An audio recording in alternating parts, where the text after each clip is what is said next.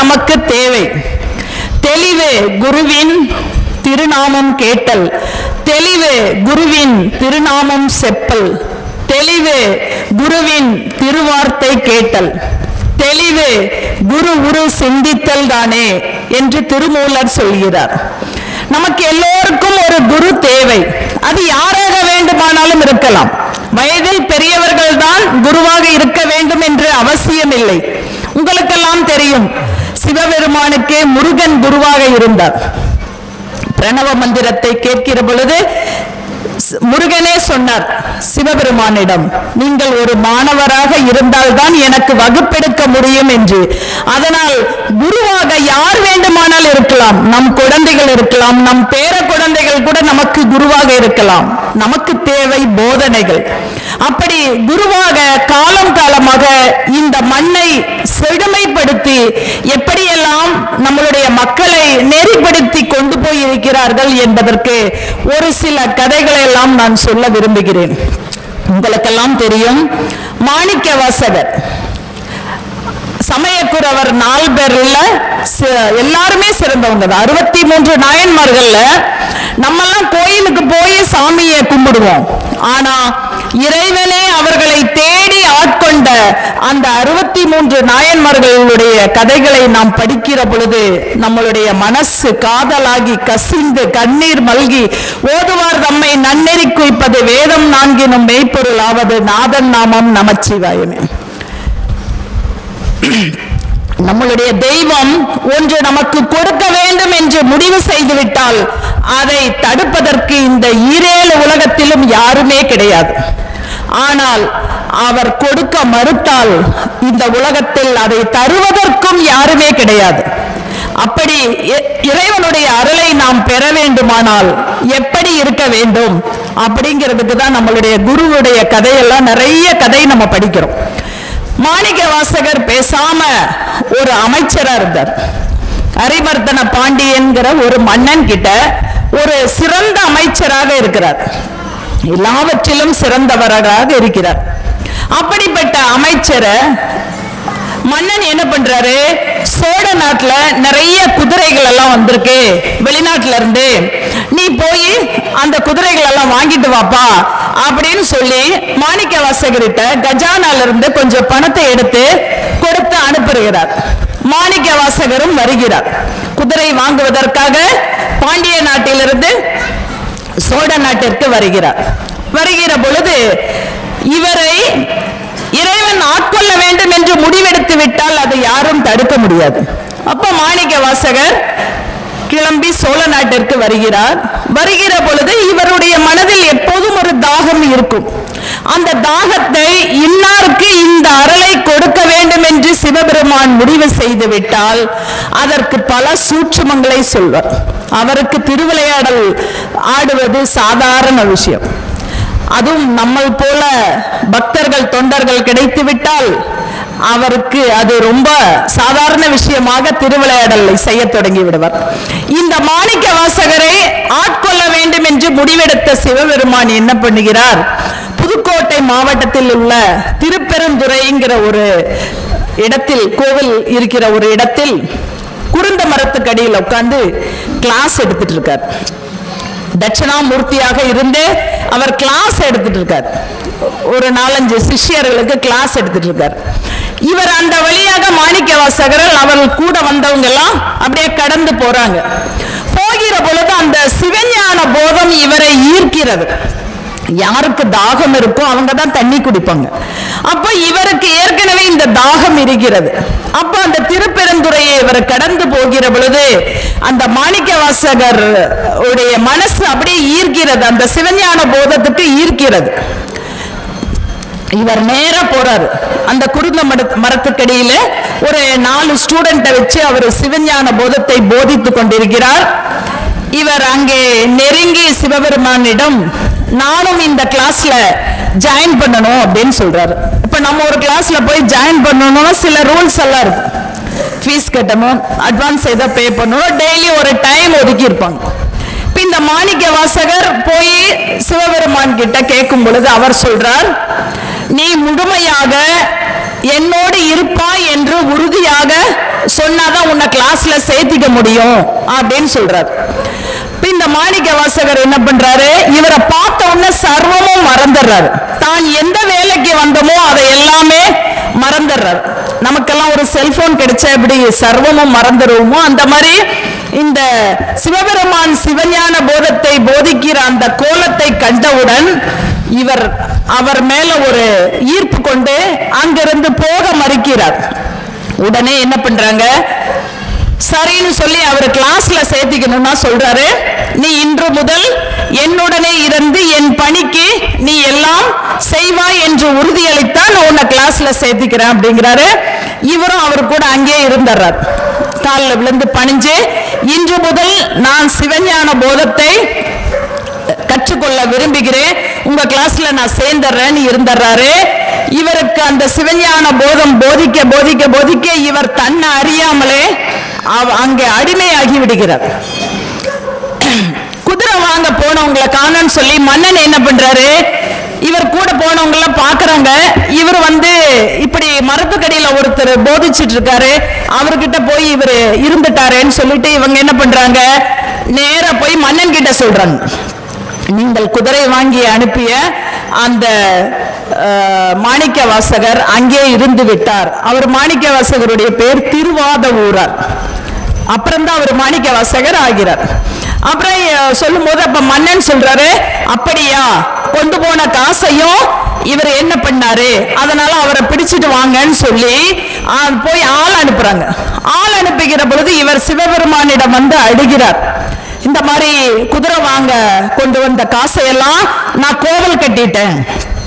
எவ்வளவு தைரியம் பாருங்க, எல்லாம் இறைவன் இருக்கிற தைரியம். கோவில் கட்டிட்டேன், ஆனா மன்னன் என்னைய இப்போ கூப்பிடுறாரு, குதிரை எங்கன்னு கேட்கிறாரு, நான் என்ன பதில் சொல்வேன் அப்படின்னு. அப்ப இவர் சொல்றாரு, போ, ஆவணி பௌர்ணமி என்று வரும் என்று சொல்லி அனுப்பு அப்படின்னு சொல்லி அனுப்பிச்சு விட்டுறாரு. அப்புறம் இவங்களும் போய் சொல்லிடுறாங்க, ஆவணி பௌர்ணமி என்று உங்களுக்கு குதிரை வரும் என்று சொல்லி அனுப்பிச்சாங்கன்னு சொல்லி அனுப்பிச்சிடுறாங்க. உடனே மாணிக்க வாசகர் இங்கே முழுமையாக தன்னை ஆட்படுத்தி கொண்டு அங்கே இருக்கிறார்.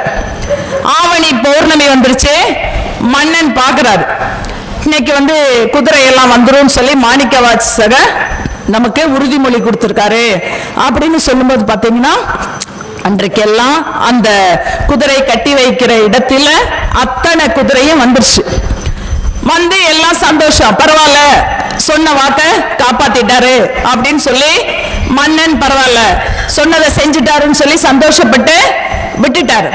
பாத்தீங்கன்னா அந்த குதிரை வந்திறங்கிய குதிரை எல்லாம் விடிய காத்தால பார்க்கும் பொழுது எல்லாம் பரியெல்லாம் நரியாயி ஊளையிட்டு ஓடுது.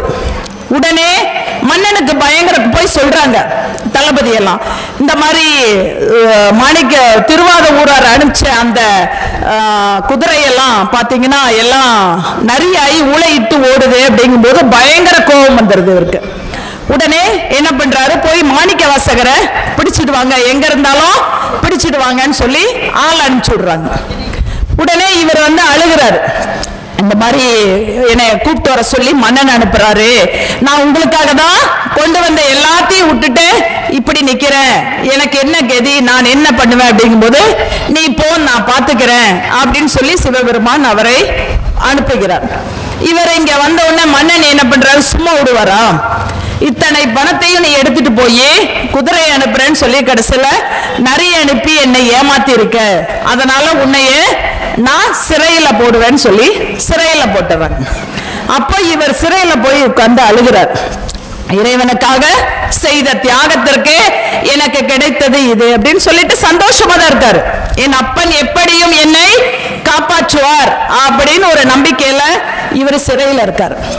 சிவபெருமான் பார்க்கிறார், அவர் எப்போதுமே ஒரு கல்லுல 4 மாங்க 5 மாங்க அடிக்கிறவர். பார்க்கிறாரு, இந்த மாணிக்க வாசகரை இந்த உலகத்திற்கு யார் என்று காட்ட வேண்டும், இந்த மன்னனுக்கு தான் யார் என்று உணர்த்த வேண்டும். அதே சமயத்தில் அந்த ஊர்ல ஒரு பிட்டு சுட்டு விற்கிற ஒரு பாட்டி தினமும் சிவபெருமானுக்கு காலையில எந்திரிச்சோன்னா என்ன பண்ணுவாங்க, தான் வியாபாரத்திற்கு வைக்கிற பிட்டினை இட்லி அந்த இட்லி என்ன பண்ணுவாங்க, ஒரு இட்லி எடுத்து சிவபெருமானுக்கு வைத்து விடுவார். அவர் சாப்பிடுகிறாரோ இல்லையோ அந்த பாட்டியினுடைய மன திருப்தி. அப்ப டெய்லி எடுத்து அந்த சாமி கிட்ட வச்சுட்டு பூஜை பண்ணிட்டு அந்த வியாபாரத்துக்கு போவாங்க. இதை பார்த்து கொண்டே இருக்கிறார். இந்த பாட்டிக்கு தன்னுடைய அருளை கொடுக்க வேண்டும். அப்ப என்னாச்சு, மாணிக்க வாசகரை சிறையில் அடிச்சிட்டாங்க. சிறையில் அடிச்ச சில நாட்கள்லே அந்த ஊர்ல பெரும் மழை வந்து அந்த ஊருடைய ஏரி உடைந்து விடுகிறது. ஏரி உடைஞ்ச உடனே மன்னன் ஒரு அறிக்கை விடுகிறார். இந்த ஊர்ல இந்த ஏரியை அடைக்கணும்னா வீட்டுக்கு ஒருத்தர் வந்து இந்த ஏரிக்கு மண் சுமந்து போட வேண்டும். மண்ணை கொண்டு வந்து கொட்டணும். வீட்டுக்கு ஒருத்தர் ரெப்ரசன்டேட்டிவ் வரணும் அப்படின்னு கட்டளை இட்டுறார். அப்போ ஒவ்வொரு வீட்டுக்கும் ஒவ்வொருத்தர் மண்ணை அள்ளி போடுவதற்காக அந்த இடத்துக்கு போறாங்க, ஏரிக்கிட்ட. அப்ப பாத்தீங்கன்னா இந்த பாட்டி சார்பாக யாருமே இல்லை.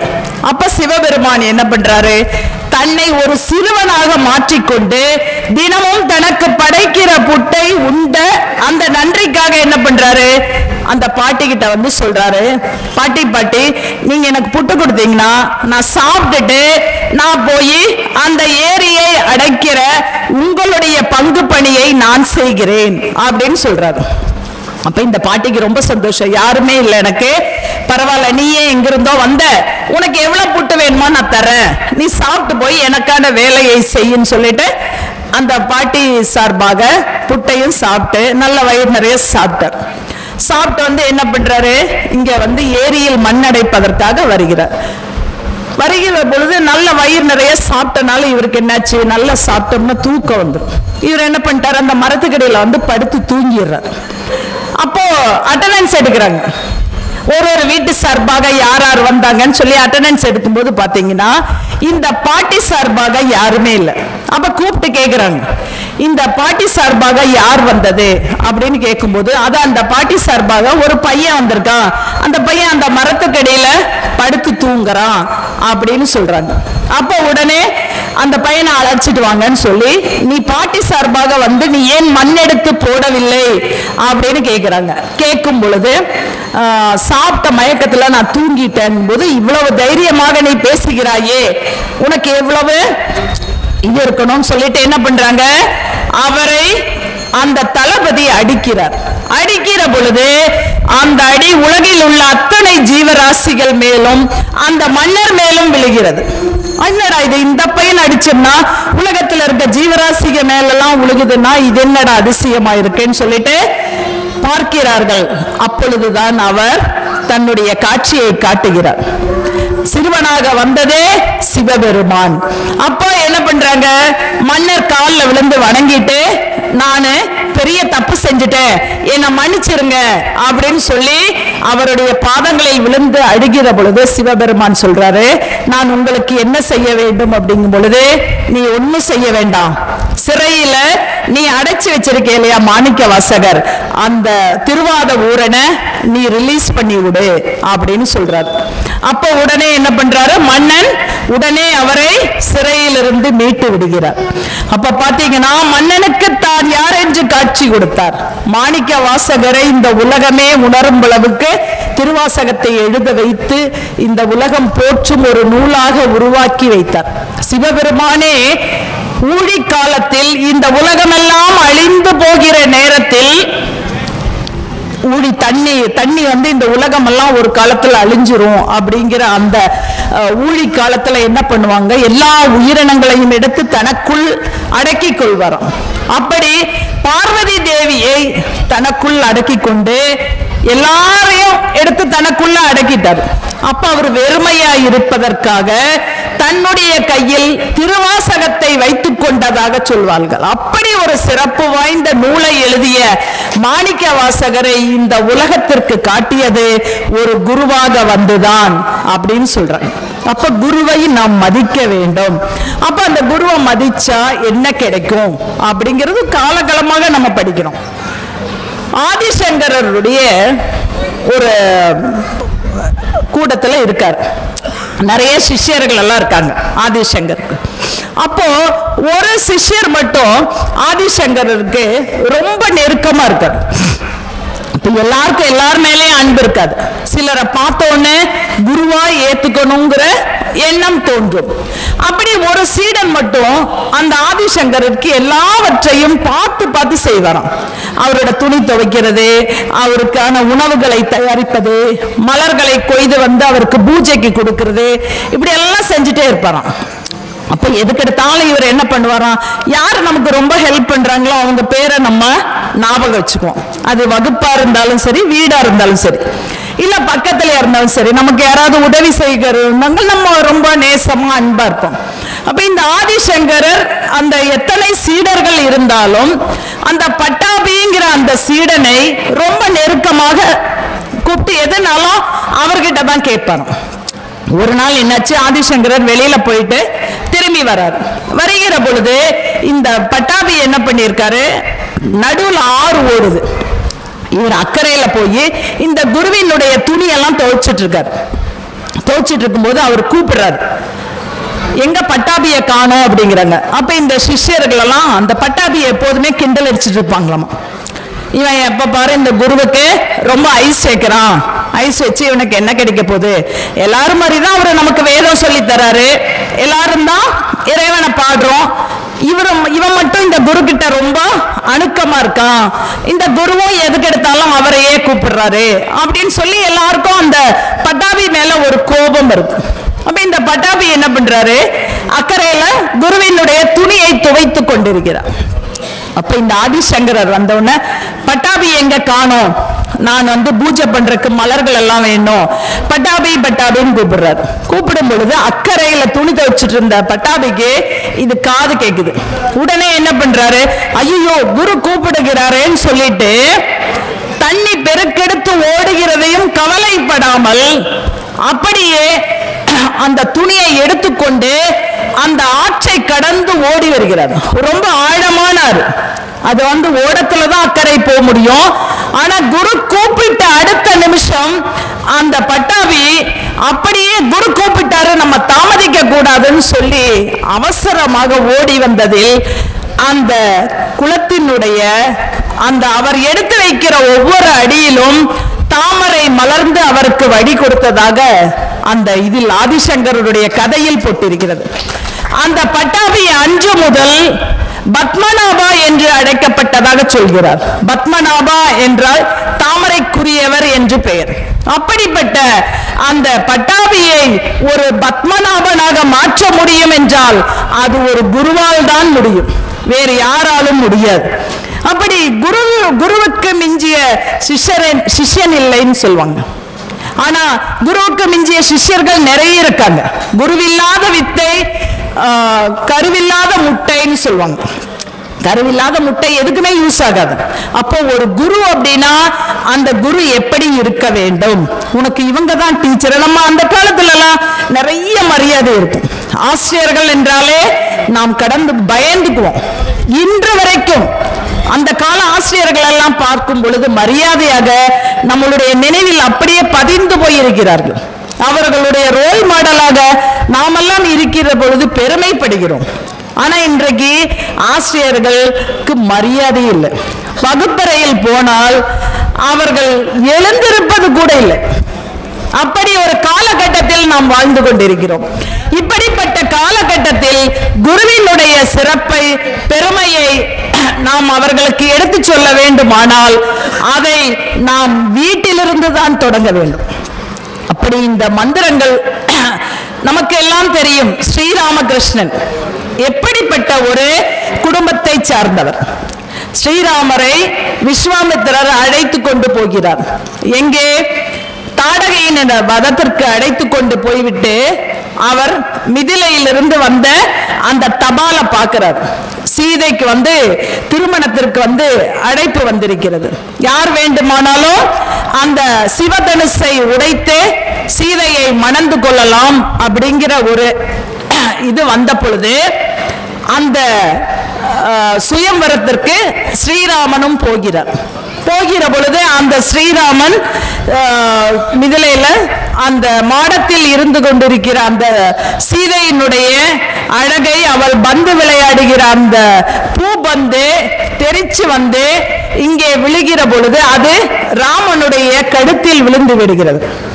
அப்ப ராமன் பார்க்கிறாரு சீதைய, இப்படிப்பட்ட அழகான பெண் தன் கழுத்தில் இந்த மாலையை போட்டு விட்டார் என்று இருவரும் அன்பு கொள்கிறார்கள். அண்ணலும் நோக்கினான் அவளும் நோக்கினாள் என்று அந்த கம்பராமாயணத்திலே எழுதப்பட்டிருக்கிறது. அப்படிப்பட்ட சீதைக்கு ஏற்ற கணவன் ராமன் தான் என்று முடிவெடுத்த பிறகு எல்லாரும் திருமணத்திற்கு தயாராகிறார்கள். அப்பொழுது சீதையினுடைய அப்பா ஜனக மகாராஜா சொல்றாரு, எல்லாம் ஓகே, உங்களுடைய மகன் அழகு கம்பீரம் எல்லாம் நிறைந்தவர், பெருமை புகழ் சிறப்பு எல்லாம் உடையவர். ஆனால் இவருடைய தந்தை 60,000 மனைவிகளை மனம் முடித்திருக்கிறார். நான் அப்படிப்பட்ட ஒரு அப்பாவுடைய மகனுக்கு நாங்கள் பெண் கொடுப்பது என்று ஜனக மகாராஜா கேட்கிற பொழுது அப்பொழுது விஸ்வாமித்திரர் அவருடன் இருக்கிறார், அவருடைய குரு. அப்ப விஸ்வாமித்திரர் சொல்கிறார், நீங்கள் அதை பற்றி கவலைப்படாதீர்கள், ராமன் பெரும்பகுதி வாழ்க்கை வளர்ந்தவன் எனக்கு தெரியும், நான் கேரண்டி சர்டிபிகேட் கொடுக்கிறேன், நீங்க தாராளமா ராமனை உங்களுடைய மகளுக்கு மணக்கலாம் என்று சொல்லி அப்படிப்பட்ட ராமனுக்கே குருவாகிய விஸ்வாமித்திரர் கொடுத்த சான்றிதழ் தான் அவர் சீதையை மணக்க காரணமாக இருந்தது என்று சொல்வார்கள். அப்படி ஒரு குரு நினைத்தால் எதை வேண்டுமானாலும் செய்யலாம். அப்படி குரு இந்த உலகத்தில் சிறந்தவர், பெருமைக்குரியவர் அப்படின்னு சொல்லலாம். நிறைய கதை இருக்கு, நம்ம ஏகப்பட்ட கதை சொல்லலாம். அப்படியே கொஞ்சம் கொஞ்சமா நம்ம வந்தோம்னா அந்த பக்தியினால மட்டும்தான் ஒரு குருவை நம்ம அடைய முடியுமா அப்படின்னா, அப்போ ஒரு கடவுளை அடைவதற்கு அந்த குரு நமக்கு எப்படியெல்லாம் பயிற்சி கொடுக்கறாங்க அப்படின்னு சொல்றாரு. பாரதியார் சொல்லும் போது கூட சொல்வார், பக்தியினால் இப்பாரினில் எய்திடும் மேன்மைகள் கேளடி, சித்தம் தெளியும், இங்கே செய்வது அனைத்திலும் செம்மை உண்டாகும், வித்தைகள் கிட்டும், நல்ல வீரர் உறவு கிடைக்கும், பக்தி நெஞ்சத்துல உறுதி கிடைக்கும் அப்படிங்கிறாரு. அப்ப அந்த உறுதி கிடைக்கணும்னா நமக்கு யாராவது ஒருத்தர் வழிகாட்டணும். அப்ப நம்மளுடைய பக்தி எப்படிப்பட்டதாக இருக்கணும்? வாளால் அறுத்து சுடினும் மருத்துவன் பால், மாளாத காதல் நோயாளன் போல், மீளா துயர்தரினும் வித்துவ கோட்டம்மா, ஆளாத உணதரிலே அடியேன் வேண்டுவனே, படியாய் கிடந்து நின் பவளமுகம் காண்பேனும். அப்ப நம்ம நமக்கு குடும்பம் எல்லாமே இருக்கு, எல்லாமே வேணும். இல்லறத்தில் இருந்து கொண்டுதான் நம்ம ஆன்மீகத்தை வளர்த்த முடியும். அப்போ கடவுளுக்கு எது பிடிக்கும் எது பிடிக்காது அப்படிங்கறதெல்லாம் நம்ம எப்படி தெரிஞ்சுக்கணும்? இப்ப நம்ம ஒரு கோயிலுக்கு போறோம், சாமி கும்பிடுறோம், ஒரு விசேஷம் அப்படின்னா பொங்கல் வைக்கிறோம், சுண்டல் வைக்கிறோம், பூ வாங்கி கொடுக்கிறோம், அப்புறம் இன்னும் விளக்கு போடுறோம், எலுமிச்சை விளக்கு போடுறோம், அழகு குத்திக்கிறோம், முளைப்பாரி எடுக்கிறோம். இதுல எல்லாம் இறைவன் சந்தோஷப்படுவாரா? இதுவெல்லாம் இறைவன் ஏற்றுக்கொள்வாரா? அப்படிங்கும் போது என்ன சொல்றாரு அந்த குரு அப்படின்னு கேட்டா, காதலாகி கசிந்து அப்படின்னாலே நமக்கு தெரியும் எவ்வளவு உருக்கமா இருக்கும். அப்ப ஒரு கடவுளுக்கு பிடிச்சது என்ன? அது குரு அடையாளம் கட்டுறது. ஒரு கடவுளுக்கு பிடிச்சது என்னன்னா, நாம் படைக்கிற பொங்கலோ சுண்டலோ இல்ல நாம் சூட்டுகிற மாலையோ மற்ற பொருள்களோ அல்ல. இறைவன் எதுல இருக்காரு, எதுல இறைவனை நாம் ஈர்க்க முடியும் அப்படின்னு சொன்னா, அழுதால் நின்னை பெறலாம் போற்றியோம். இந்த உலகத்தில் இருக்க எல்லா பொருள்களும் இறைவன் படைச்சது. இந்த நாடு நகரம் மலை காற்று இயற்கை எல்லாமே கடவுள் படைச்சது. அப்ப கடவுள் படைக்காத ஒன்றை நீ கடவுளுக்கு படை. அப்ப கடவுள் படைக்காத ஒண்ணு எது? எல்லாமே கடவுள் படைச்சதான். நம்மளும் கடவுள் படைச்சது, எல்லாமே இந்த உலகத்துல இருக்க அத்தனையுமே கடவுள் படைச்சது. அப்ப கடவுள் படைக்காத பொருள் என்ன பொருள்? அப்ப சொல்றாரு, நீ போய் கடவுள் கிட்ட நின்று எதுவுமே கேட்க வேண்டாம். 5 பைசா என்கிட்ட இல்ல, எனக்கு தெரியும். என்னுடைய பை நிரம்பி இருக்கிறதா இல்லையான்னு உனக்கு தெரியும். அப்போ நீ மனசு உருக, உன்னுடைய மனசு உணர்வுகள் மூலமாக நீ ஒரு சொட்டு கண்ணீர் விடுகிறாய் இல்லையா, அந்த கண்ணீர் தான் கடவுளுக்கு உகந்த பொருள் அப்படிங்கிறார். நீ போடுற மாலையோ பொங்கலோ சுண்டலோ இல்ல பூக்களோ வேற எதுவுமே கடவுளுக்கு பிரியமானது அல்ல. நம்ம சந்தோஷத்துக்காக செய்யறோம். நம்ம பொங்கல் வைக்கிறோம், சுண்டல் வைக்கிறோம், சாமி சாப்பிடுறாரா? நம்ம கொடை வைக்கிறோம் இல்லையா, சாப்பிடுறாரா? நம்ம பார்த்துருக்கோமா? ஒரு நாள் அது பார்த்துருந்தா மறுநாள்ல இருந்து வைக்க மாட்டோம் இல்லையா? நம்ம வீட்லயே வைக்கிறோம், நம்ம தான் சாப்பிடுறோம். கடவுள் ஒரு நாளும் சாப்பிடுவதில்லை. அவி உணர்வு நம்ம சொல்றோம் இல்லையா? கல்பூரம், ஊதுபத்தி, எல்லாம் படைப்பது நமக்காக. ஆனா நீ படைக்க வேண்டியது என்ன? உன்னுடைய உணர்வு மூலமாக நீ விடுகிற ஒரு சொட்டு கண்ணீர் இறைவனை சென்று சேரும். அப்போ உணர்வு மூலமாக நீ ஒரு சொட்டு கண்ணீர் விட்டீனா உன் பின்னாடியே வந்துருவாரு. எத்தனை பேருக்கு அப்படி காட்சி கொடுத்திருக்கிறார்கள். நம்ம ஆலயத்துக்குள்ள நுழையும் போதே படியை தொட்டு கும்பிடுறோம் இல்லைங்களா? படியை தொட்டு இப்படி நெத்தியில வைக்கணும் அப்படிங்கிறாங்க. ஏன்னு கேட்டா இந்த இடத்துல அந்த சூரிய நாடி இருக்கிறது. நம்ம உள்ள நுழையும் போதே அந்த திண்டை இப்படி தொட்டு இப்படி வைக்கிறோம். அப்பவே நமக்கு அந்த சூரிய நாடி வேலை செய்ய தொடங்கிடுது. அப்ப நமக்கு நல்ல வைப்ரேஷன் உள்ள போகுது. அப்ப ஆலயம் சுத்தி அந்த மந்திரங்களை எல்லாம் கேட்கும் போது அந்த மந்திர ஒலிகள், அந்த மந்திர அலைகள் நம்மை சுத்த. அதான் சொல்லுவாங்க, அப்பா மனசே சரியில்லை, கோயில்ல போய் கொஞ்சம் உட்கார்ந்துட்டு வரலான்னு போனேன் இல்லையா? அப்புறம் கோயில்ல போறோம், நம்ம போய் உட்கார்ந்துட்டு சாமியை பார்க்கிறோம், அவரோட அலங்காரம். நாங்க இன்னைக்கு அங்க போனோம், எவ்வளவு அழகா இருக்கு. ரெண்டு அம்மாங்களுமே ஒரே மாதிரி இருக்காங்க. எங்களுக்கே ஆச்சரியமா இருந்தது. நான் சொன்னேன், ரெண்டு பேரும் ஒரே மாதிரி இருக்காங்க, ட்வின்ஸ் மாதிரி. இது எப்படி இவ்வளவு அழகா அலங்காரம் பண்ணி இருக்காங்க? அப்ப அந்த அழகு, அந்த அலங்காரம் நம்மை ஈர்க்கிறது. ஆனா அந்த நம்ம நினைக்கிறோம், யோசிக்கிறோம், கடவுள் போய்க்கும்போது எல்லாம் கோயிலுக்கு வந்திருக்காங்க, எல்லாத்தையும் பார்க்கிறோம், இவங்க எல்லாம் வசதியா இருக்காங்க, இவங்க நல்லா இருக்காங்க, நம்ம மட்டும்தான் கஷ்டப்படுறோம் அப்படின்னு கடவுள்கிட்டயே போய் சொல்றோம். என்ன மட்டும் ஏன் இவ்வளவு கஷ்டப்படுத்துற? எல்லாரும் நல்லா இருக்காங்க, என்ற எதிர் வீட்டுக்காரங்க நல்லா இருக்காங்க, எங்க பக்கத்து வீட்டுக்காரங்க நல்லா இருக்காங்க, எல்லாரும் நல்லா இருக்காங்க, என் சொந்த பந்தம் எல்லாம் நல்லா இருக்காங்க, என்ன மட்டும் ஏன் கஷ்டப்படுத்துற அப்படின்னு போய் ஒருத்தர் கடவுள் கிட்ட கேட்கிறாராம். அப்ப அந்த சிலை பேசினா எப்படி இருக்கும்? அப்ப அந்த கடவுள் சொன்னாரா, கடவுளை பார்த்து அவர் திட்டுறாரு, நீ மட்டும் எவ்வளவு ஜம்முன்னு, எவ்வளவு அழகா பட்டு சேரை கட்டி, எவ்வளவு நகை போட்டு, எவ்வளவு பூ போட்டு, எவ்வளவு ஜம்முன்னு உட்கார்ந்திருக்க. ஆனா நான் எவ்வளவு பிரச்சனை, எவ்வளவு மூட்டையோட நான் இங்க வந்திருக்கேன், எனக்கு வீட்லயே இருக்க முடியல, கடங்காரங்க தொல்லை தாங்க முடியல அப்படின்னு சொல்லி ரொம்ப வருத்தப்பட்டு அவர் அழுகிறாராம். அப்ப அந்த சாமி சொல்லிச்சா, நீ பாட்டுக்கு உன்ற வரலாறையே பேசிட்டு இருக்கல, என்ற வரலாற கொஞ்சம் கேளு, நான் சொல்றேன் அப்படின்னுச்சான். அப்படியா, சொல்லுங்க அப்படின்னு. அப்ப சாமி சொல்லிச்சான், நான் எங்கேயோ மலையில ஒரு கல்லாக கிடந்தேன், ஒரு மலையில பாறையா கிடந்தேன். என்னைய சும்மா விட்டாங்களா? என்ன பண்ணாங்க? வெடி வச்சு தகர்த்தாங்க. வெடி வச்சு தகர்த்தும் விட்டாங்களா? என் உடம்பெல்லாம் செதறி நான் கீழே விழுந்தேன். விழுந்ததுக்கு அப்புறம் என்ன பண்ணாங்க? ஒரு கிரேன் வச்சு என்னைய தரதரதரன்னு இழுத்துட்டு வந்தாங்க.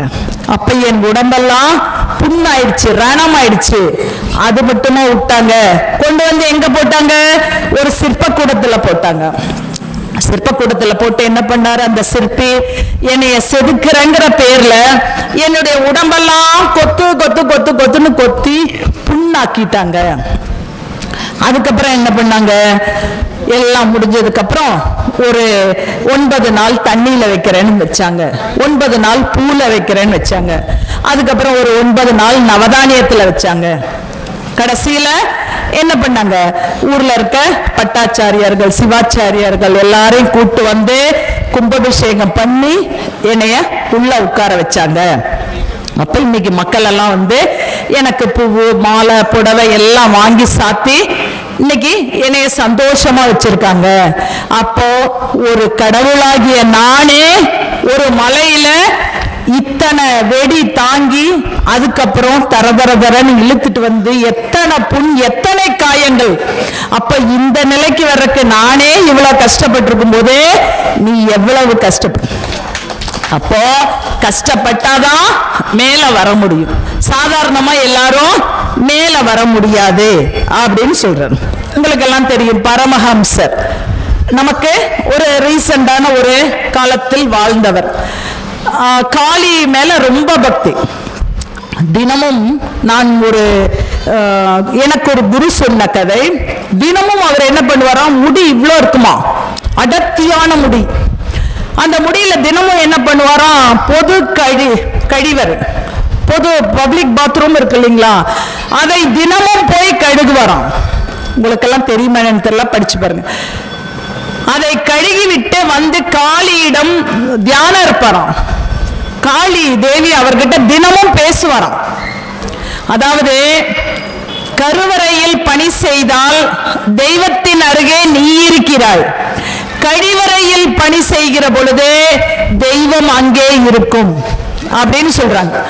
அப்போ நம்ம பொது ஒரு விஷயத்துக்காக நம்ம இறங்கி செய்கிற பொழுது அந்த இடத்தில் தெய்வம் இருக்கும் அப்படின்னு. அப்ப தினமும் இவர் காளி கிட்ட பேசுறாரு.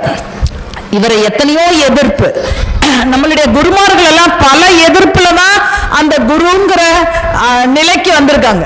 குருனால என்ன, நம்மளுடைய இருளை எல்லாம் நீக்குபவர், நம்மளுடைய அறியாமை எல்லாம் நீக்குபவர். அது யாரா வேணா கூட இருக்கலாம். அப்ப தினமும் இவரை இப்படி பூஜை செஞ்சு காளியிடம் பேசுகிற பொழுது விவேகானந்தர் ஒரு நாள் கேட்டாராம், எனக்கு நீங்கள் தினமும் காளியிடம் பேசுகிறீர்கள், எனக்கும் ஒரு நாள் அந்த வாய்ப்பை கொடுங்கள் அப்படின்னு சொன்னாராம். அப்ப அவர் சொன்னாராம், இதெல்லாம் தானா வரணும், யாரும் கொடுக்க முடியாது.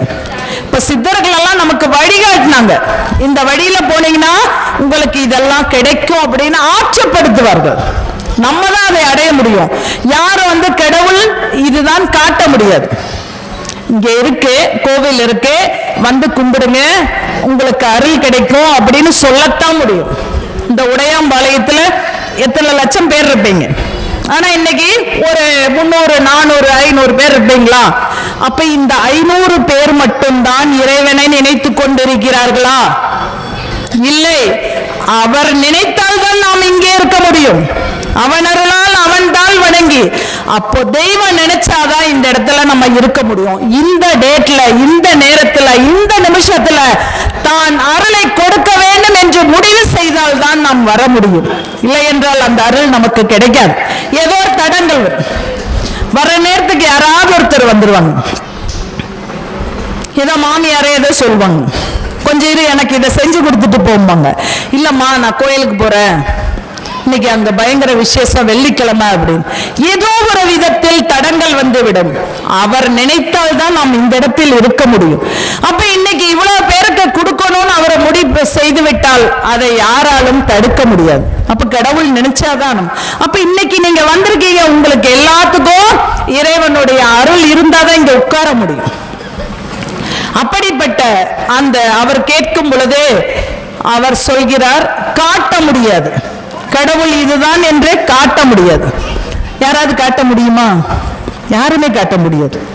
இங்கேயும் காட்ட முடியாது, இங்கேயும் காட்ட முடியாது, உணரத்தான் முடியும். அப்போ அவர் என்ன பண்றாரு, விவேகானந்தரனுடைய தலையில் கை வைக்கிறார். கை வெளுத்த பொழுது அவருடைய உடம்பெல்லாம் ஒரு பரிபூரண உணர்வை, ஒரு ஆன்மீக வெள்ளம் அவர் உடம்பெல்லாம் ஓடுவதை அவரால் உணர முடிஞ்சது. அன்று முதல் அவர் ஒரு என்ன சொல்றது, அவர் ஒரு சன்னியாசி ஆகிவிட்டார்.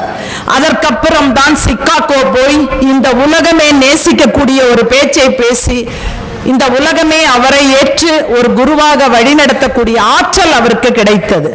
அப்போ குரு அருள் இருந்தா ஆட்டோமேட்டிக்கா திருவருள் நமக்கு கிடைக்கும். எத்தனையோ பேர் இருக்காங்க.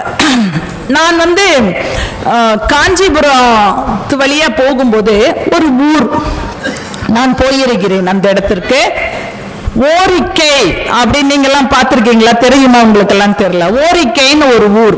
அப்ப இந்த ஊருக்கு என்ன இவ்வளவு விசேஷம், இது என்ன ஓரிக்கைன்னு ஒரு ஊர் அப்படின்னு கேட்கிற பொழுது அங்க இருக்கவங்க எனக்கு சொன்னாங்க, இந்த ஊரினுடைய விசேஷம் என்ன அப்படின்னா, இங்க பெருமாள் ஒரு குருவினுடைய பேச்சை ஒரு சிஷ்யன் கேட்டு அந்த ஊரை விட்டு அந்த பெருமாளே அந்த பக்தன் பின்னாடி போனதா சொல்றாங்க.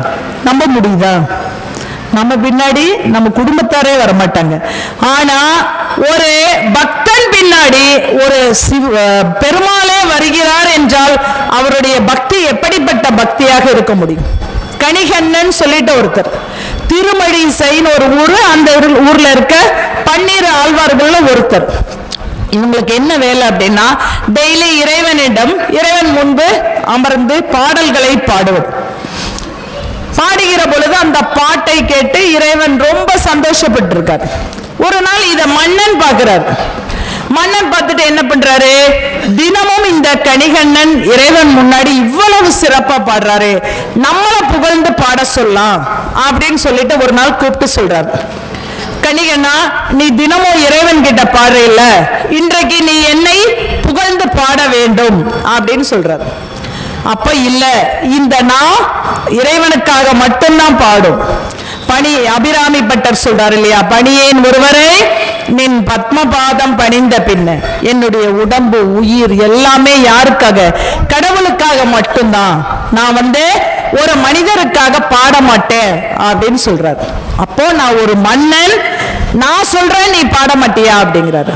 ஆமா, மன்னனுக்காக நான் பாட மாட்டேன், கடவுளுக்கு மட்டும்தான் என்னுடைய பாடல் அப்படிங்கும்போது, அப்படியா, அப்ப நீ கிளம்பு, இந்த ஊர்ல நீ இருக்க கூடாது அப்படின்னு சொல்றாரு. உடனே என்ன பண்றாரு, கணிகண்ணன் கிளம்புறார். கணிகண்ணன் யாரு? திருமழிசை ஆழ்வாருடைய சீடன். அப்போ ஒரு சீடன் கிளம்பணும்னு இந்த ஆழ்வார் என்ன பண்றாரு, சரி சீடனே கிளம்பிட்டா நமக்கு என்ன இங்க வேலை அப்படின்னு சொல்லிட்டு அவரும் கூட போறாரு. போகும்போது சொல்றாரு, பெருமாளே நாங்க 2 பேரும் போறோம், நீ வர்றதுன்னா நீ என்ன பண்ணு, நீ எதுல படுத்துட்டு இருக்க? பாம்பு பாயில படுத்துட்டு இருக்க. அப்ப நீ வரதா என்ன பண்ணு, உன்னுடைய பாம்பு பாய சுருட்டிட்டு நீ அங்க பின்னாடி வந்துரு அப்படின்னு சொல்லிட்டு கணிகண்ணன் போகின்றான். காமரும் பூங்கச்சி மணிவண்ணா நானும் போகிறேன், சென்னா புலவன் நானும் போறேன், நீ என்ன பண்ற, உன்ற பைனாக பாயை சுருட்டிட்டு என் பின்னாடி வா அப்படின்னு சொல்லிடுறேன். உடனே பெருமாளும் போய்விட்டார். எப்படிப்பட்ட பக்தியாக இருக்க வேண்டும் பாருங்க. ஒரு குரு ஒரு மாணவனுக்கு எவ்வளவு அழகா ட்ரைனிங் கொடுத்திருக்காரு பாருங்க. அவர் கொடுத்த அந்த பயிற்சியினால் இறைவனே கவரக்கூடிய ஆற்றல் கணிகண்ணனுக்கு இருந்தது. அப்ப கணிகண்ணன் கிளம்பி போறாரு, அவர் பின்னாடி திருமழிசை ஆழ்வார் போறாரு, அவருக்கு பின்னாடி யார் வர்றாங்கன்னா பெருமாள் போயிட்டார். போய் என்ன பண்ணிட்டாரு, அந்த ஊருடைய பார்டர் எல்லையில போய் ஒரு நாள் அங்க தன்னுடைய ஓரிரவு யாக்கை, தன்னுடைய உடம்பை அந்த ஓரிரவு அந்த ஊரினுடைய எல்லையில் தங்கிவிட்டு காலையில போலான்னு சொல்லி அந்த ஊர்ல போயிருக்காங்க. மறுநாள் கோயில்ல போய் பார்த்தா பெருமாளை காணோம். உடனே மன்னன் கிட்ட போய் சொல்றாங்க, கோவில்ல பெருமாளை காணோம் அப்படின்னு. உடனே ஊரெல்லாம் தேடி எங்க இருக்கன்னு பாருங்கன்னு சொல்லி எல்லாம் போய் தேடி பார்க்கிற பொழுதே இந்த கணிகண்ணன் பின்னாடி பெருமாள் வந்ததாக, அந்த ஊரினுடைய எல்லையில் தங்கி இருப்பதாக சொல்றாங்க. உடனே போய் மன்னன் கணிகண்ணன் காலில் விழுந்து, திருமழிசை ஆழ்வார் காலில் விழுந்து, பெருமாள் காலில் எல்லார் காலையும் விழுந்து, தயவு செய்து நீங்க போக வேண்டாம், வாங்க ரிட்டர்ன் உங்களுடைய இதெல்லாம் எடுத்துட்டு வாங்கன்னு சொல்லி பெருமாளை அடைத்ததாகவும், உடனே பெருமாள் என்ன பண்றாரு, இவங்க 2 பேரும் என்ன சொல்றாங்கன்னு பார்த்தார். சரி போலாம், நீங்க உங்க பாய மறுபடியும் சுருட்டிக்கோங்க. இது எல்லாம் என்ன ஒரு கேட்பதற்கு எவ்வளவு ஒரு இதா இருக்கு பாருங்க. இறைவனே நமக்கு நாம் சொன்னதை கேட்பார் என்றால் இந்த ஆன்மா எத்தனை புண்ணியம் செய்திருக்க வேண்டும். உடனே மறுபடியும் கணிகண்ணனும் பெருமாளும் அந்த திருமழிசை ஆழ்வாரும் அந்த கோவிலிலே இருந்ததாகவும், ஒரு நாள் தன்னுடைய யாக்கையை அந்த ஓரிரவு அந்த ஊரில் தங்கிவிட்டு திரும்பி வந்ததால் அந்த ஊருக்கு ஒரு நாள் இரவு இருக்கை அப்படிங்கிற அந்த ஊர் அப்படியே மருவி மருவி இப்பொழுது ஓரிக்கை அப்படிங்கிற காஞ்சிபுரம் மேல்மருவத்தூர்ல இருந்து அடுத்த ஸ்டாப் நீங்க போனீங்கன்னா அந்த ஊர் இருக்கிறது. உண்மை நடந்த சத்தியம் இதெல்லாம். அப்போ பெருமாள் நம்மளுடைய அன்புக்கு தான் கட்டுப்பட்டவர். நம்மளுடைய பொருளுக்கோ பெருமைக்கோ காருக்கோ பங்களாவுக்கோ எதுவுக்கும் கட்டுப்பட்ட மாட்டாங்க. அப்ப உன்னால் ஒரு காரியம் முடியும் என்றால் அது இறைவன் நினைச்சாதான் கேட்பார். எத்தனையோ ஊருக்குள்ள கோடீஸ்வரங்க இருக்காங்க, எத்தனையோ லட்சாதிபதிகள் இருக்காங்க. நான் வருகிற பொழுது ஒருத்தர் சொன்னார், இவ்வளோ பெரிய காலேஜ் கல்லூரி 5000 கோடி சொத்து, ஆனா ஒரு நாள் அன்னதானத்துக்கு கேட்டதுக்கு அதெல்லாம் இப்ப வேண்டாம்னு சொன்னாங்கன்னு சொன்னார். மனசு இருக்கணும். பணம் இருந்தா பத்தாது. அது யாருக்கு இருக்கணும்னா இறைவனுக்கு இருக்கணும். இந்த ஆன்மா கையிலிருந்து ஒரு 10 பைசா வாங்கிதான் இந்த செங்கல் வைக்கணும்னு கடவுள் நினைச்சா அவர்கிட்ட தான் வாங்குவார். எல்லாருடைய பொருளையும் தான் இறைவன் நேசிப்பாரு ஒழிய ஒருத்தர்கிட்ட இருந்து மட்டும் வாங்க மாட்டார். அப்பதான் நம்ம உரிமையா கோயிலுக்கு வர முடியும். எத்தனையோ பேர் சொல்லுவாங்க, இந்த கோவிலை நான் தான் கட்டினேன் அப்படின்னு. ஒரு 10 லட்சம் கொடுத்துட்டு அந்த கோவிலுக்கு 1 கோடி ரூபாய் செலவாயிருக்கும். ஆனா இந்த கோவில் நான் கட்டுவதற்கே 10 லட்சம் கொடுத்து அன்னைக்கே அவர் செஞ்ச புண்ணியம் எல்லாம் போயிடும். இறைவனுக்கு செய்வதற்கு நாம் யார்? இறைவன் நினைச்சாதான் நம்மளை செய்ய வைக்க முடியும். அப்ப இந்த ஆன்மாக்கள் கடை தேர வேண்டுமானால் இறைவனுடைய அருள் நமக்கு பரிபூரணமாக வேணும். உங்களுக்கு தெரியும் ஔவையார் எப்பேற்பட்டவர், எவ்வளவு பெரிய காரியம் எல்லாம் செஞ்சிருக்காரு ஔவையார். ஔவையார் அப்படியே போறாரு, அந்த ஊர் மக்களுக்கெல்லாம் ஏதாவது செய்யணும்னு ஆசைப்படுறாரு. அவர்கிட்ட காசு இல்லை.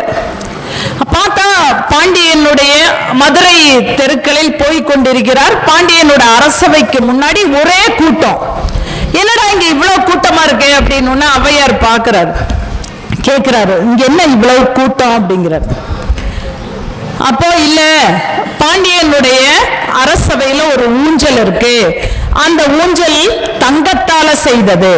அந்த தங்க ஊஞ்சல யாராவது ஒருவர் பாடி அந்த சங்கிலி எல்லாம் அருந்தால், 4 ஊஞ்சல்னா 4 பக்கம் சங்கிலி இருக்கும் இல்லைங்களா, அந்த ஊஞ்சல்ல நிறைய தங்கம் எல்லாம் வச்சிருக்காங்க.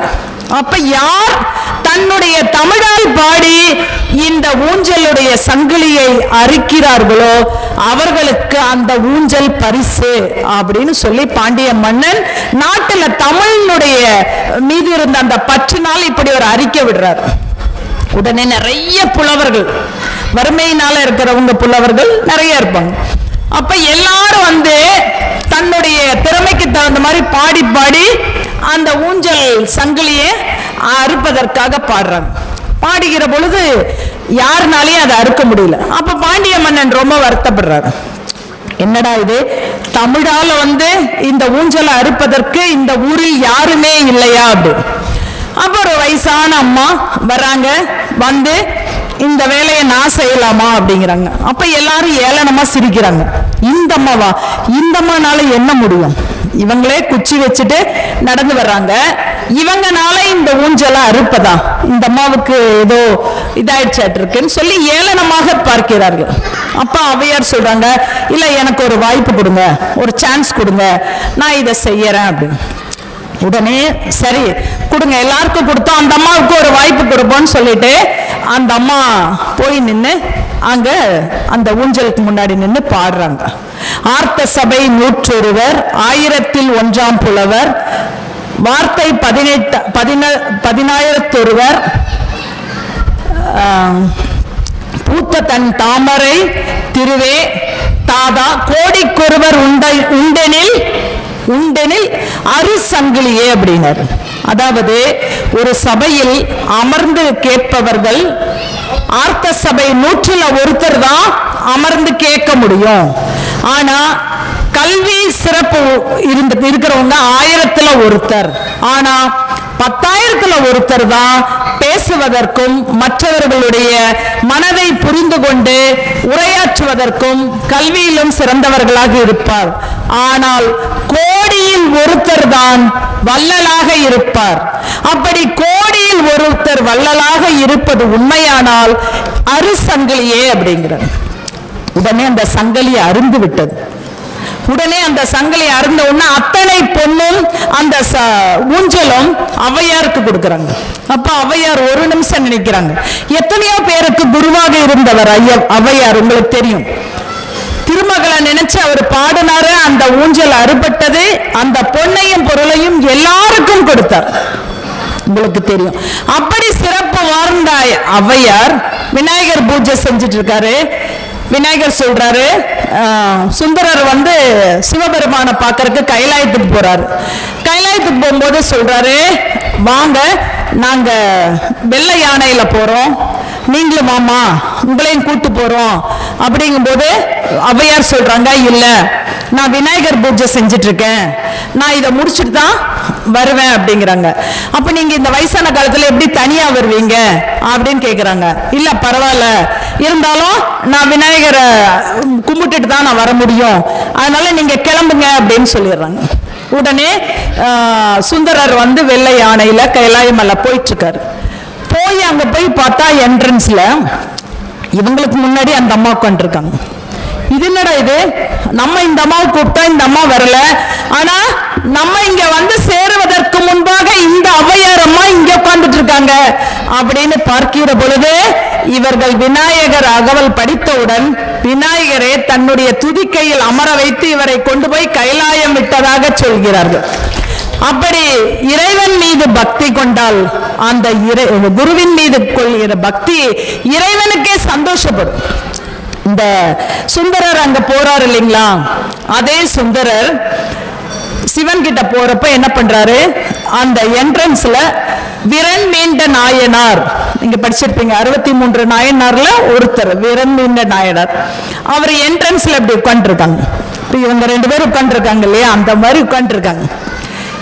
இந்த சுந்தரர் என்ன பண்ணாரு, இவர் சிவபெருமானுடைய அணுக்க தொண்டர், உங்களுக்கு தெரியும், தம்பிரான் தோழர், ஃப்ரெண்டு மாதிரி.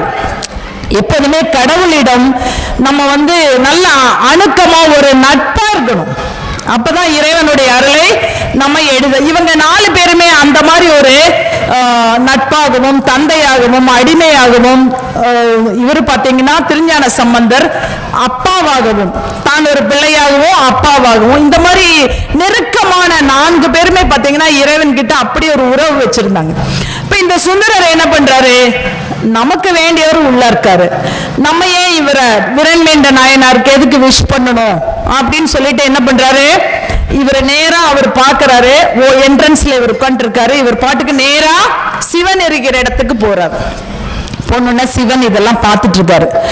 பார்த்துட்டு வந்தவன கேக்குறாரு, என்ன சுந்தரா நீ பாட்டுக்கு வர, நாங்க ஒருத்தர் உட்கார வச்சிருக்கேன், நீ அவங்கள மதிக்காமையே வர அப்படின்னு. அப்ப சுந்தரர் சொல்றாரு, இல்ல இல்ல நான் உங்களை பார்க்க தான் வந்தேன் அப்படின்னு சொல்றாரு. இல்ல இல்ல நான் உட்கார வச்சிருக்கவங்கள நீ பார்த்துட்டு தான் வரணும், அவங்க உனக்கு சீனியர், அவங்களுக்கு நீ மரியாதை கொடுக்கணும், உனக்கு குருவை போன்றவர்கள் அப்படின்னு சொல்லி சிவபெருமான் அவரை போய் விஷ் பண்ணிட்டு வான்னு சொல்லி அவரை அனுப்பி விடுகிறார். சுந்தரர் மீண்டும் இறங்கி வந்து விரன் மீண்ட நாயனாரை பார்த்து வணங்கிவிட்டு பிறகு சிவனிடம் செல்கிறார். அப்படி இறைவனே ஒரு குருவுக்கு மரியாதை கொடுக்கிற அந்த பெருமையை சிறப்பை அனுபவித்து ஆசி வழங்கக்கூடியவர். அதனாலதான் மாதா பிதா குரு தெய்வம் சொல்றோம் இல்லையா. அப்போ அந்த பாத்தீங்கன்னா இன்னைக்கு எல்லாம் கூகுள், மாதா பிதா குரு எல்லாம் போச்சு, இன்னைக்கு எல்லாம் கூகுள்ல தான் இருக்காங்க. தெய்வம் எல்லாம் கோவிலுக்கெல்லாம் நம்மளையே கேட்கிறாங்க. இதெல்லாம் நம்ம வாட்ஸ்அப்ல இதுல எல்லாமே வருது. நம்ம இது கோயிலுக்கு போகணும், உனக்கு என்ன அபிஷேகம் வேணும், எந்த கோவில் வேணும், இங்க பாருங்க இதுல பாத்துக்கலாம் அப்படிங்கிறாங்க. ஒரிஜினலுக்கும் டூப்ளிகேட்டுக்கும் நமக்கு வித்தியாசம் இருக்கு இல்லைங்களா. நாங்கள் முதலாக இங்கே வந்த பொழுது உள்ளே போய் உங்களுக்கெல்லாம் தெரியுமா என்று எனக்கு தெரியாது. இல்ல நாங்க புதுசா வந்தா எப்போதுமே ஒரு கோவிலுக்கு நம்ம புதுசா இருக்கும்போது அங்க இருக்க சாமி என்ன பண்ணுவாங்கன்னா லட்டு ஜிலேபி எல்லாம் கொடுப்பாங்க. ரெகுலரா வர்றவங்களுக்கு கொடுக்க மாட்டாங்க. ஏன்னா அது ஒரு ஈர்ப்பு, எல்லா ஆலயங்களிலும் அப்படி ஒரு ஈர்ப்பு இருக்கும். நான் போய் வணங்கி விட்டு நானும் கண்ணீரோடு வருகிறேன் வெளியே. இங்க இருக்கிற சந்திரபிரியாவும் அப்படியே கண்ணில் தண்ணி. அவங்க என்னை பார்த்து சொல்றாங்க, மேடம் எனக்கு வந்து அவரை பார்த்தோன்னே ஒரு மாதிரி ஆயிடுச்சுங்கிறாரு. அப்புறம் என்னை பார்த்து கேட்குறாங்க, என்ன நீங்களும் அழுகிறீங்கன்னாரு. எனக்கு தெரியல, எனக்கு தெரியவில்லை, ஏதோ ஒரு ஈர்ப்பு. அப்ப நம்ம அதை உணர வேண்டும். எனக்கு எல்லாமே நீதான், எனக்கு யாருமே கிடையாது. இருக்காங்க உறவுகள் 1000 பேர் இருப்பாங்க, ஆனா நீதான் அப்படிங்கிற சரணாகதி தத்துவம் என்றைக்கு இறைவனிடம் நமக்கு வருகிறதோ ஒன்றையே பற்று, உறுதியாக பற்று, இறுதியாக பற்று. அந்த உறுதியாக பற்றுகிற மனநிலை நமக்கு வருகிற பொழுது அந்த இறைவன் இவன் நம்மளையே நம்பிட்டு இருக்கான், இவனுக்கு கொடுத்தாதான் என்ன அப்படின்னு நினைக்கிற அந்த மனநிலை அவருக்கு வரும். அப்படி அந்த இறைவனை நேசிக்கக்கூடிய மனதை நாம் உருவாக்க வேண்டும். அப்படி உருவாக்கக்கூடிய ஆற்றல் நம்ம கிட்ட இருக்கு. அதை நாம் இப்ப ஔவையார நான் சொன்னேன். ஔவையார் கடவுளுடைய வீட்டிற்கே சமாதானம் சொல்ல போனாங்க. உங்களுக்கு எல்லாம் தெரியும், முருகனே அவங்களுக்கு குருவா இருந்தாங்க. இந்த முருகன் எத்தனை பேருக்கு குருவாக இருக்கிறார். சின்ன பையனா இருந்தாலும் கூட அந்த குருவினுடைய ஆற்றல் நிரம்பிய ஒரு தெய்வீக வடிவம் தான் முருகன். அப்போ இந்த முருகனே ஔவையாருக்கு சில எல்லா பாட்டு அத்தனை பாட்டை பாடி கேட்டு தானே அவருக்கு அந்த ஔவையாருக்கு குருவாகவும் இருக்கிறார், ஒரு மகனாகவும் இருக்கிறார். அப்படிப்பட்ட அந்த ஔவையார் அந்த குடும்பத்துக்கே சொல்றார், அடுத்த முறை நான் உன்னை பார்க்கிற பொழுதே அம்மையப்பனோடு தான் நான் பார்க்க வேண்டும் அப்படின்னு சொல்லி ஒரு கடவுளையே சேர்த்து வைக்கிற ஆற்றல், பெருமை, சிறப்பு எல்லாம் ஒரு குருவிற்குத்தான் இருக்கிறது. எனவே குருவை போற்றுவோம், குரு வழி நடப்போம். யாரு வேண்டுமானால் இருக்கலாம். இன்றைக்கு லட்சக்கணக்கான பேர் குருவை தேடிக்கொண்டிருக்கிறார்கள். குரு நமக்குள்ளே தான் இருக்கிறார், தட்சிணாமூர்த்தியாக நமக்குள்ளே தான் இருக்கிறார். அப்படி இருக்கிற குருவாக இருக்கிற அவரை நாம் போற்றுவோம், வணங்குவோம் என்று கூறி இந்த நல்ல வாய்ப்பை நல்கிய இந்த அமைப்பை சார்ந்த இந்த கோவில் நிர்வாகத்தினருக்கும் இத்துணை நேரம் செவிமடுத்து என் பேச்சை கேட்ட உங்கள் அனைவருக்கும் குருவாக உங்களை எல்லாம் நினைத்து உங்களுடைய திருப்பாதங்களை எல்லாம் தொட்டு வணங்கி நமக்கு தர காத்திருக்கிறார்கள். இப்போ ஒரு அண்டால சாப்பாடு வருகிறது. அண்டா நிறைய இருக்கு. ஒரு 500 பேருக்கு செஞ்சு எடுத்துட்டு வந்திருக்காங்க. ஆனா நம்ம இங்க 300 பேர் தான் இருக்கோம். அப்ப என்ன பண்ணுவாங்க? 500 பேர் இருக்காங்க அப்படின்னா 500 பேருக்கு தான் இருக்கு அப்படின்னு அளவா எடுத்து கொடுப்பாங்க. ஆனா 300 பேர் தான் இருக்காங்கன்னு சொன்ன உடனே என்ன பண்ணுவாங்க? அந்த சாப்பாடு நிறைய அள்ளி அள்ளி கொடுப்பாங்க. அதனால யாரை பற்றியும் நமக்கு கவலை இல்லை. நமக்கு தேவை இறைவன், நமக்கு தேவை அந்த தெய்வத்தினுடைய அருள். அப்போ இன்னைக்கு இவ்வளவு பேருக்கு கொடுக்கணும்னு அவர் முடிவு பண்ணி வச்சிருக்கிற அருளை 500 பேருக்கு கொடுக்கலான்னு முடிவு பண்ணி வச்சத நாம 300 பேர் தான் வந்திருக்கோம் அப்படின்னா அவர் என்ன பண்ணுவாரு? அள்ளி அள்ளி கொடுப்பார். நாம் இறைவனுக்கு அள்ளி அள்ளி கிள்ளி கிள்ளி கொடுத்தா அவர் அள்ளி அள்ளி கொடுப்பார். எல்லோரும் அந்த வசந்தகுமாரை சொன்னார்கள், அவர் இங்கே நிறைய திருப்பணிகள் செய்கிறார் என்று. அது இறைவனுடைய அருள். ஒரு வசந்தகுமாரால் தான் இந்த ஊருக்கு ஒரு வசந்தத்தை கொடுக்க வேண்டும் என்று இறைவன் முடிவு செய்து விட்டால் அதை யாரும் தடுக்க முடியாது. அப்படி எல்லோருடைய ஆன்மாக்களும் நம்ம கொடுக்காட்டி பரவாயில்ல, நம்ம நினைக்கிறோம் பாத்தீங்களா, அந்த எண்ணத்திற்கே கடவுள் நமக்கு அருள் கொடுப்பார்.